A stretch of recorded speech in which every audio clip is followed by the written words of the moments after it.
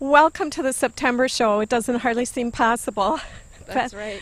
Beth is here with me today. Beth, what are we doing today? Well, today I'm going to interview Bruce Zaglaski about the Emerald Ash. Sluggo. Just call him Sluggo. I always get his name wrong. About the Emerald Ash borer, and he will be telling us good news that it's not here yet, but how to research it and see when it does get here. Great.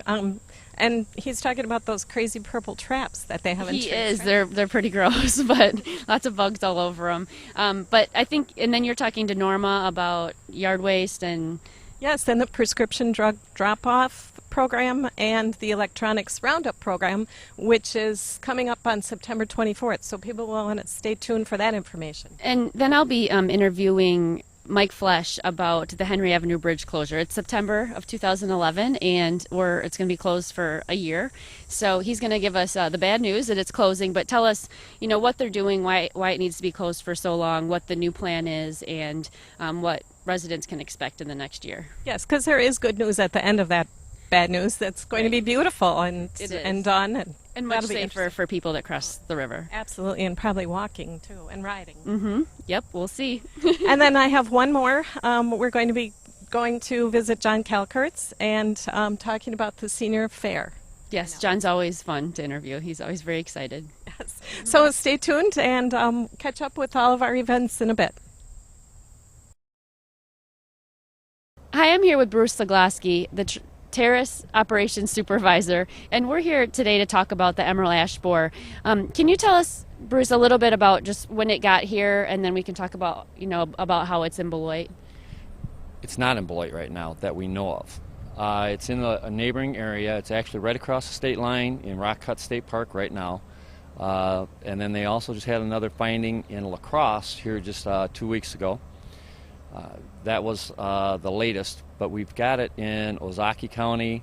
It's all up on the eastern border by Milwaukee and Racine, over on the western part of the state by the Mississippi. And so we're looking for it. We've been looking for the Emerald Ash borer now for 5 years, strongly, trying to find any signs of the Emerald Ash borer, because we have a number of other borers that simulate it. But so far, we have not found it, luckily, but we know it's just on the threshold.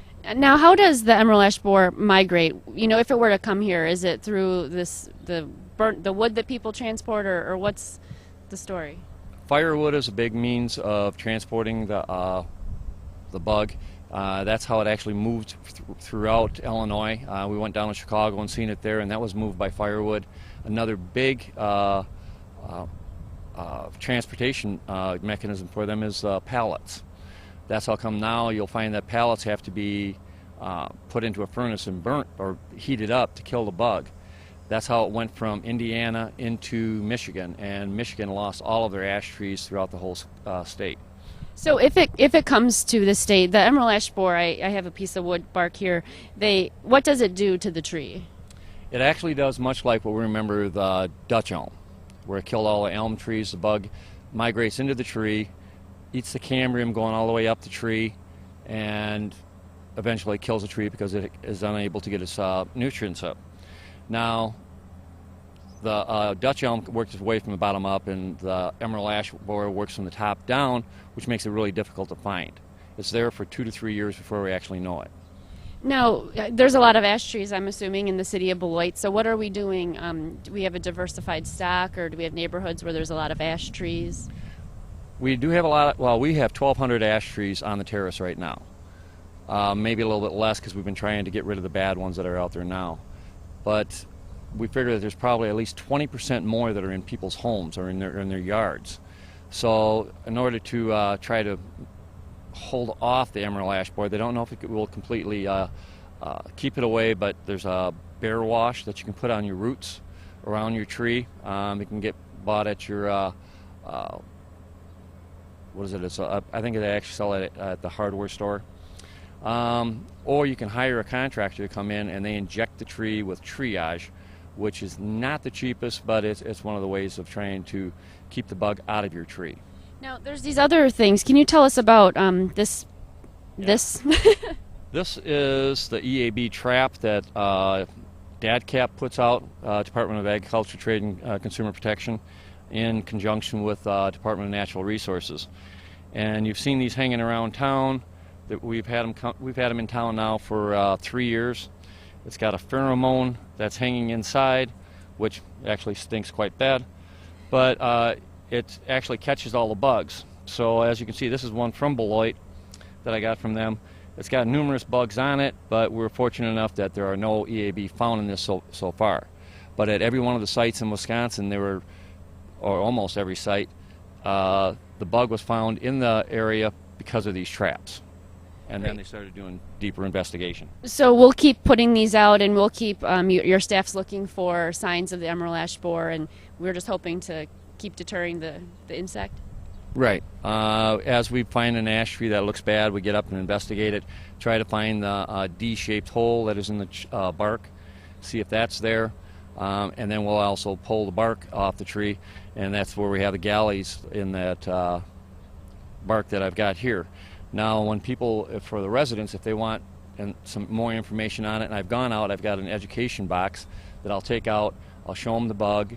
I'll show them the bark and what it looks like, show them the larva, so they can actually check their own trees. And then if they find it, then we contact DNR, and then we go on from there. And is there anything else that residents can do? I know that there's certain things they have to do when they put out their yard waste. Is there anything else that they can do to minimize transporting? Are you saying don't transport wood up north or bring it back home if you go somewhere? Right. There are a number of counties that are under quarantine right now, and the whole state of Illinois, Indiana, and Michigan are under quarantine. They cannot transport any firewood out of there. Wisconsin has got the counties on the east part of the state and then the west part, and then but I guess my best thing I could say is don't bring any firewood from back with you when you go camping. If you go camping, you got some firewood left over, leave it, because that's a good way for that to come back, because you don't know where it's all at. Well, great. Thank you for all of this information, and you'll keep us posted if it ever makes it here. Oh yeah, I'll let everybody know. Thank you. Thank you. I'm here today with Norma Vargas, who is the operations assistant at the DPW. Thanks for being with us today, Norma. Good morning, Pam. We have a couple things to talk about. One is in the near future, and one is a little distant in October, but both important things that I think people would want to know about. Let's start with the electronics roundup. Tell us about that.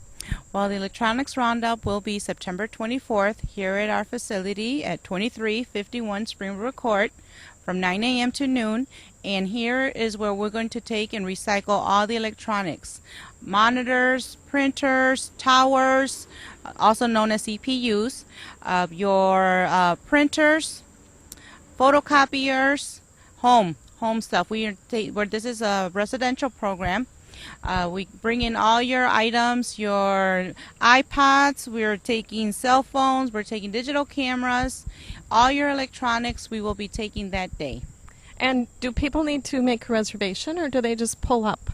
No, they can just pull up, and we'll be here from the program will be from 9 to noon, and you will see the line. You can see the line, and you'll just follow the line and wait your turn, and we will be more than happy to take it. We ask the people not to get out of their cars due to safety reasons, and myself and a couple other ladies and the solid waste collectors, recyclers, they're the ones who are going to be taking the stuff out of your vehicle, and we have designated areas where everything goes. Great. And then what do you do with these recycle units? Do you have somebody that collects them?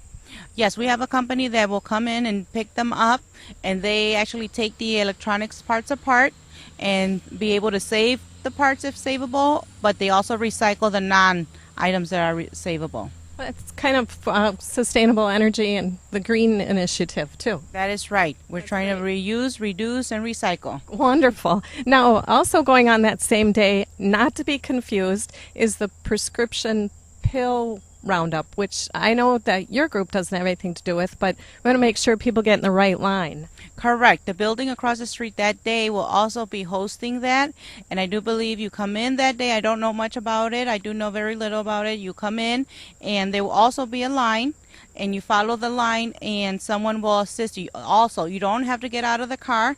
There'll be people manned from the health department, the water department, environmental department, and they will take your prescriptions from you. You don't have to get off the car, and they properly dispose of it. I've been to one of them. Wonderful. And really, more of that information will be on the city's website. And we do want to remind people that the Beloit Police Department has a 24-hour drop box for old prescription pills and medications, even pet meds. So you can always stop down at the Beloit Police Department, which is at 100 State Street. It's different program, but still takes your used drugs.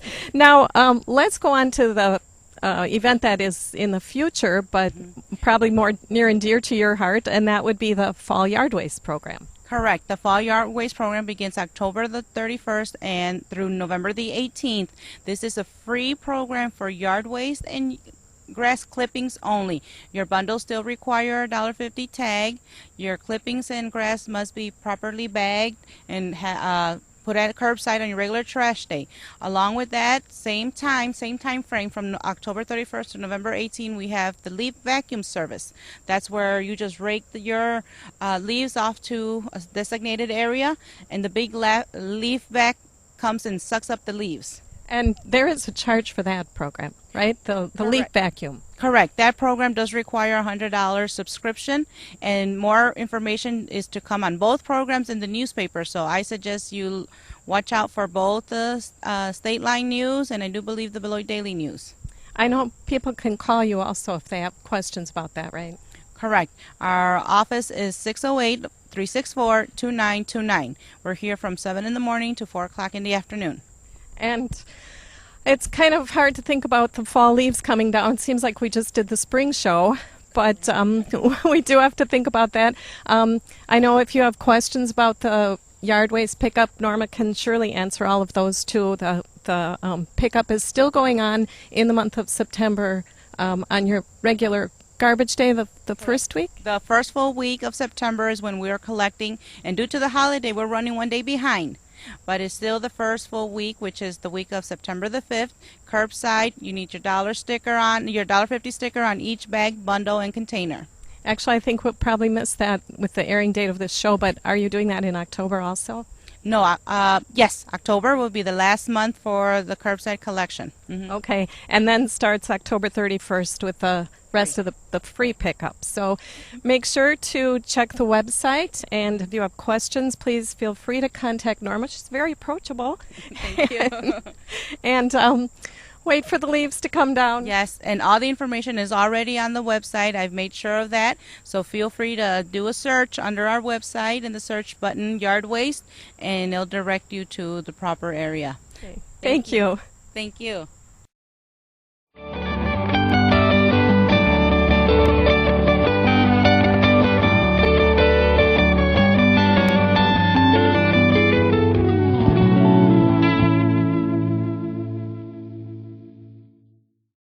Hi, I'm here with Mike Flesh, our city engineer, and we're at Wooten Park.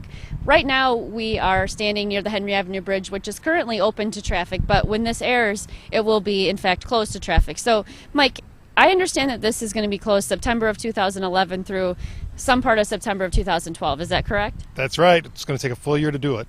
Now, can you tell us, I understand the bridge, this is such a big reconstruction project because we're adding lanes. Can you tell the public what we're adding here? We're adding 2 more lanes of traffic, so 1 lane in each direction, so there'll be 4 lanes total. We're going to be adding a off-road divided bike path, so it's going to be separated by a barrier between the traffic and the bike pedestrian area, so that's on the downstream side of the bridge. We're going to be adding a sidewalk on the north side, or the upstream side of the bridge, but it will not have a separation between traffic. And we're going to be doing some decorative overlooks too, scenic overlooks. So it's going to really change the appearance of this whole end of the park. Well, great. So it's going to be much safer for the students that are walking across the Henry Avenue Bridge or pedestrians that are using the bike route, correct? Exactly. It's one of the big purposes of it, not only for vehicular traffic, but for the pedestrian and bike traffic too. Now, for our residents that enjoy the new Riverside Drive, which was recently reconstructed, I understand that Henry Avenue and Riverside were redesigned as well. So these plans all work together. There's going to be no changes to Riverside. No changes to Riverside. It was seamless. They were designed with this expansion in mind. And so let me just confirm, from Maple Avenue to Henry, it'll be 4 lanes both ways. Exactly. 4 lanes both ways. Okay, great. No. Wrong. 2 lanes both ways, 4 lanes total. So what they'll be doing is essentially taking down the old bridge and adding an all new deck, or how does this work? We're going to be removing the existing deck. We're going to reuse the center I-beams that are underneath the structure. We're going to be widening the piers and putting new extensions on those, and then adding additional beams and an all-new deck. And can you tell us a little bit about the funding? Who's paying for all of this? We, the citizens, are paying for it. It's about an $8.5 million project. About $6.5 million will be coming from state and federal organizations, and just about $2 million from the city. And of that $2 million, about $400,000 is for a water main that's going to be extended across the bridge too. Well, while we're talking about water mains, can you tell us about the utilities? I understand that some utilities the water mains going with the bridge, and some are under the river, in fact? Right. In this area we have, there used to be a gas line and cable TV attached to the structure. They've now been placed under the bridge, under the river actually, in 2 different locations. They've been relocated, so it's ready for the construction. That's a big task, from what I understand, to bore under the full river, correct? Yes, it was a major undertaking and very expensive for those 2 utilities too, but it prevents them from having a lot of additional problems. The water main is much easier to access and better for us. So the residents on the west side, or I guess the east side too, they won't see there'll be no utility impact from this construction. That work is already done. So if your cable obviously your cable's working to see this today. So all the work was done at night for the cable, from like midnight till 5 in the morning. Well, most of us sleep, and the gas line was seamless. You don't know when they work on that ever. So it'll be closed for a year, and there's going to be detour routes posted. Is there anything else that you want residents to know of? Is there anything else that we can tell people? It starts in September. Will there be updates on the construction that you'll provide residents? We provide updates during construction on our website under Public Works Construction Updates. So you can, it's kind of redundant, but that's the easiest way to remember it. And so you can look at that all year. We'll have updated pictures and progress reports. Great, thank you. I'm excited to see the new construction as it goes underway. And then next fall, we'll do a big rollout and keep everyone posted on when it will reopen. Indeed, there will be a big announcement and a fancy ribbon cutting, I'm sure. Can you tell us anything, as far as the construction goes, what about people that will be on their boats? Certainly in the winter that won't be a big issue, but right now, is there going to be a no wake, or what should people know if they're on the river? Construction starts, you'll see buoys in the river indicating a no wake. The sheriff's office has declared it a no wake zone in the construction area. Buoys will be placed to have that know where that is and to guide you through the construction zone. In the winter, obviously, they'll probably remove them because the ice will do damage. Be careful for boating in that area, because there will be barges with heavy equipment on as they work on the bridge. It'll continue through all next summer too. So it will be open to traffic. The bridge will be the same height as it currently is today when it's completed, and the goal is to let everybody enjoy the use of the river while it's being worked on. Sure. Well, thank you, Mike. I appreciate your help, and I know everyone's really excited to see the construction project. So we will keep everyone posted on the website.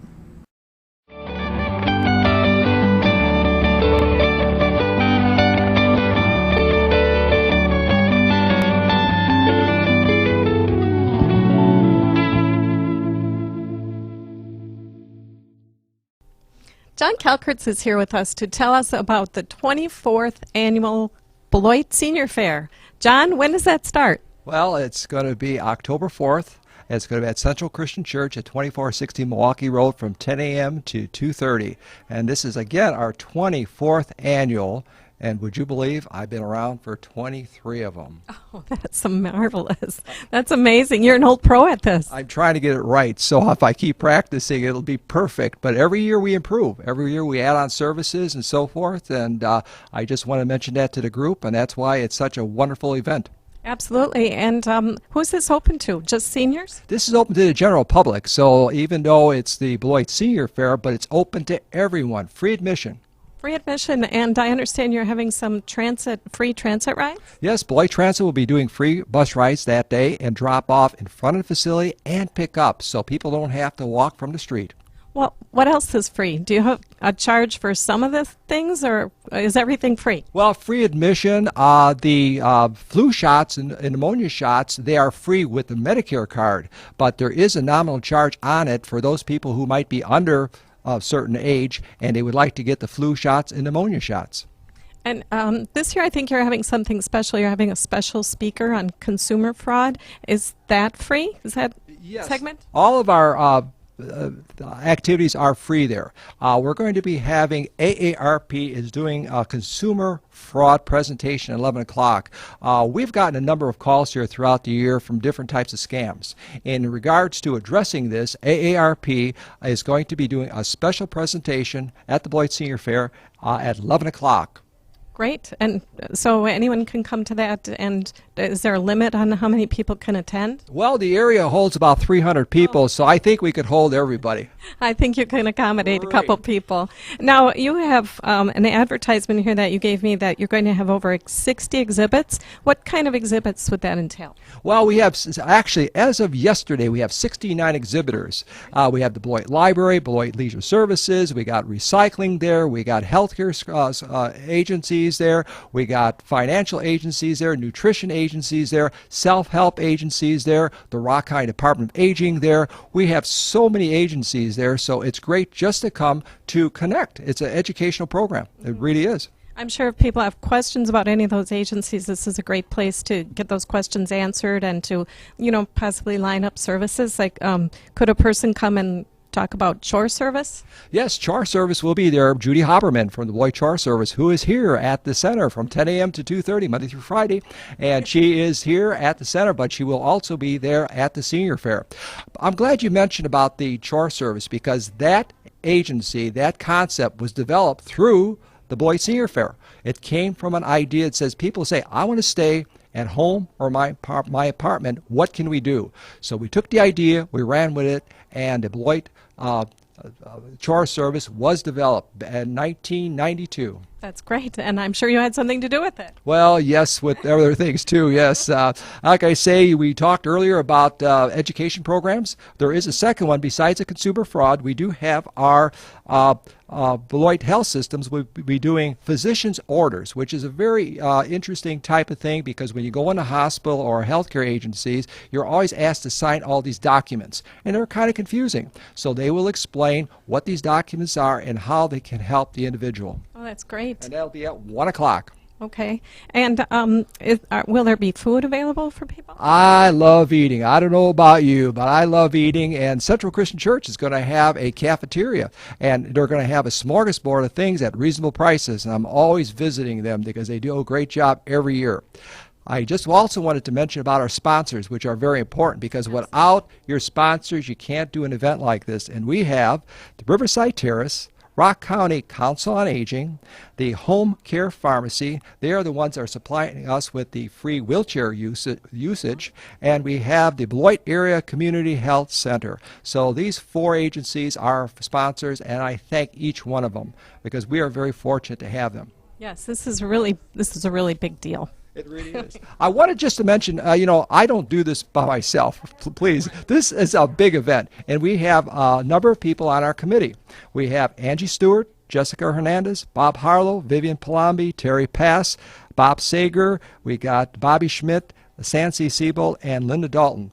Now, Linda, if you can recall, was part of the first senior fair in 1987. She beats you out. She beats me out. She is the senior committee member. I'm only the junior, and she could keep that title, I tell you. I took her out of retirement just to put her on the committee. So what I'm saying is that we have a very dynamic committee, and we start planning next year's senior fair the day of the senior fair afterwards, because we take all the questionnaire sheets from the exhibitors and from the general public, and how do you improve on an event? So every year we're always improving on an event. This year we got some gifts to give away for everybody. Number one, cash. We're going to have $300 in cash, which is great. Is that just like you put your name in a bin? Put your name in a bin, put your name in, and we're going to be having cash prizes. Also, Green Bay Packers are donating some surprise gifts, so they have to come on out and put their name in for some surprise gifts from the Green Bay Packers. And if you're 60 and over, you would be eligible for a shingle shot. We've never done that before because people can't afford shingle shots and they're not covered in Medicare, so we're going to provide one shingle shot to somebody who qualifies. So that's another thing what we're doing. Well, I can testify that that is a very painful affliction, the shingles. So that would be, such a wonderful thing to get a free shingle shot. Right, and again, I'm very excited about this. Every year we get new exhibitors, and I'm interested myself to visiting everybody at the Senior Fair. Well, once again, let's give them the date, October 4th from 10 a.m. to 2:30 at Central Christian Church at 2460 Milwaukee Road, and I expect everybody to be there. Absolutely, and if you have questions, I'm sure you can call Grinnell Hall, and John or one of his helpers will answer your questions. Can you tell us that number quickly? 364-2875, 631 Bluff Street. We're open 8 a.m. to 4:30 Monday through Friday. Again, the number is 364-2875. Thank you, John. Well, Pam, this wraps up the September edition of the Beloit Today Show. There's a lot of events that are coming up in the city of Beloit, so whether it's leaves or electronics or prescription drugs, now we know how to get rid of them in the correct way, right? Absolutely. And Bruce told us that the good news is that we don't have the emerald ash borer yet, but we do encourage our residents to keep an eye out for it. And if there's anything that you can do, or if you suspect that maybe a tree has it, please contact the Public Works Department so that they can be aware of that. Yes, and I don't know if Bruce mentioned, but when people are camping, don't transport wood from county to county. Yes, definitely. Certainly, Indiana, Michigan, and Illinois don't allow that, and I'm sure Wisconsin will be the next to tell you not to do it. So, if you can do anything to help, we'd appreciate it. And we're here still down by the river, so we're hoping that construction's going well on the Henry Avenue Bridge. And if you're getting in some late fall boating activities with your family, please remember to use caution and be safe with the construction workers that will be here for the next year. We'd like to keep them as safe as possible. Absolutely. I know our fire department does not want to respond in the winter, so please be careful. And Pam, we also wanted to talk about the website committee. Oh, we do have a website committee. We are planning on redesigning the city's website, so you can look for changes, but in the future. I mean, in a couple months, right? Yeah, it'll take some time to roll it out. It's a pretty intense project, but what we wanted to remind our residents that watch the show is that we are having a photo contest for School District of Beloit students that are photographers, and we are going to be having basically students can submit images to the city, and we'll be selecting one of the students' images to be one of the permanent rotating photos on the city's homepage. So please check our website, and please check with your teachers at the school district, because we've just gotten all that information out, and the contest runs through October 15th. So we're excited to see the submissions and all the artistic abilities of our students in the city. And should the photo be of something within the city of Beloit? Yes, if you don't have the information, it should be of something what we're calling Beloit related. It would be best if it was something that's open to the public, so that it's identifiable to the general public. But also, if you have people in the photos, we prefer if they're unidentifiable. Photos of people definitely age photos quickly, and we don't necessarily know them, and we don't want to have to go through getting waivers and everything. So it would be easiest if you took some landscape photos, and that would be great. Exactly. Thank you, Beth. So I'm Beth Jacobson again, and this is Pam Lathrop. And we want to thank our staff again for helping us out with the show and doing a great job. Yes, thanks everyone.